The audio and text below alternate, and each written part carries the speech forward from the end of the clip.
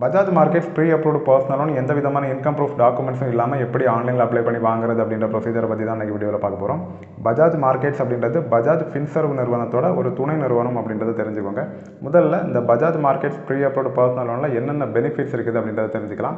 Loan அமௌண்ட்டை பொறுத்த வரைக்கும் 50 லட்சம் வரைக்கும் வாங்கிக்க முடியும். லோன் டென்யூர் அதிகபட்சமாக 6 வருஷம் வரைக்கும் கூட போட்டுக்க முடியும். இன்ட்ரெஸ்ட் ரேட் வந்து 9.99% ஸ்டார்ட் பண்ணுறாங்க. மேக்ஸிமம் வந்து நம்மளோட எலிஜிபிலிட்டியை பொறுத்து மாறும்.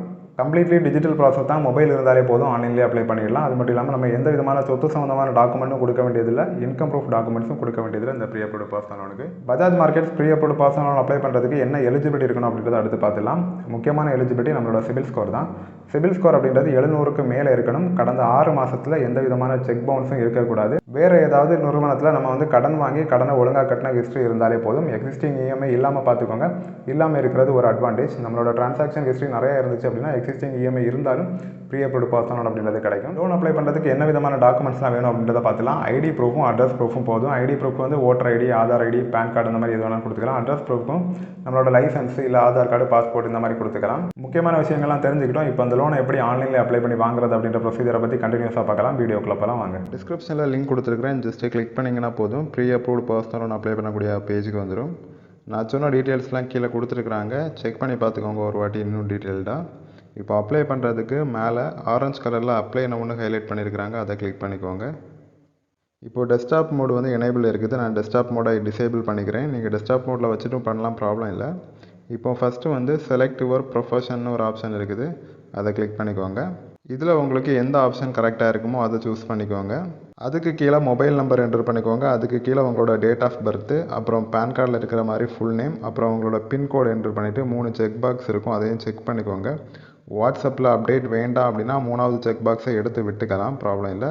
எல்லாம் கரெக்டாக ஃபில் பண்ணிவிட்டு கீழே வந்து ப்ரொசீட் கிளிக் பண்ணுங்கள். மொபைல் நம்பருக்கு இமீடியட்டாக ஒரு ஓடிபி வந்திருக்கும். அந்த ஓடிபியை பார்த்து என்டர் பண்ணிக்கோங்க.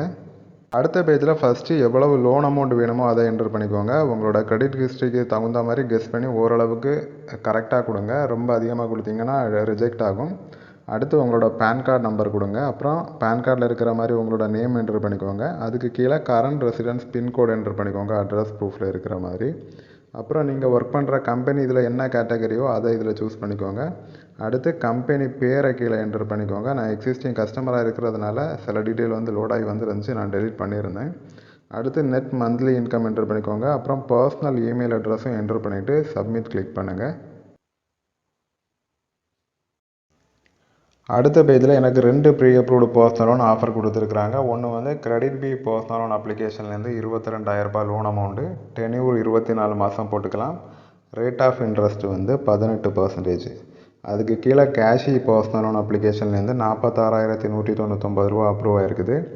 டென்யூர் 6 மாதம் வரைக்கும் போட்டுக்கலாம். வட்டி வந்து 28.8%. இந்த 2 பர்சனல் லோன் அப்ளிகேஷனுமே ஆர்பிஐக்கு கீழே ரெஜிஸ்டர் பண்ணியிருக்கிறாங்க. ஸோ நம்ம வந்து தைரியமாக நம்பி அப்ளை பண்ணலாம்.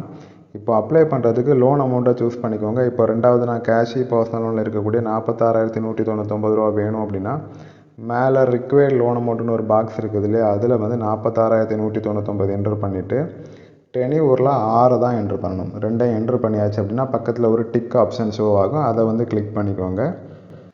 அந்த டிக் மார்க் வந்து நம்ம கிளிக் பண்ணதுக்கு அப்புறமா தான் கீழே வந்து ப்ரீ அப்ரூவ்டு ஆஃபருக்கு கீழே இருக்கக்கூடிய கெட் இட் நவ் ஆப்ஷன் வந்து இப்போ ஃப்ரீஸாக இருக்குது, அது வந்து எனேபிள் ஆகும்.